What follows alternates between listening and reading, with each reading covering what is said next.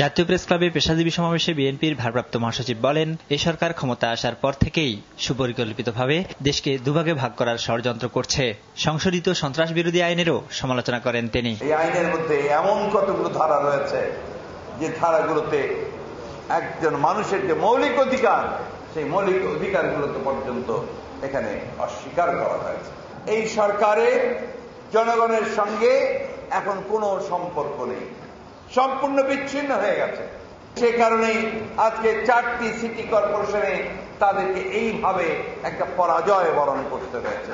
তত্ত্বাবধায়ক ছাড়া বিরোধী দলকে নির্বাচনে আনা অলীক কল্পনা ছাড়া কিছুই নয় বলেও মন্তব্য তার। বোকা ভেবে ভাবছেন যে বিরোধী দলকে কোনো মতে নির্বাচনে নিয়ে আসা আপনাদের অধীনে, এই চিন্তা করবেন না। এটা একেবারে অলীক চিন্তা যে নিরপেক্ষ নির্দলীয় তত্ত্বাবধায়ক সরকার ছাড়া বিরোধী দল এবং বাংলাদেশের মানুষ কোনোদিন নির্বাচন না।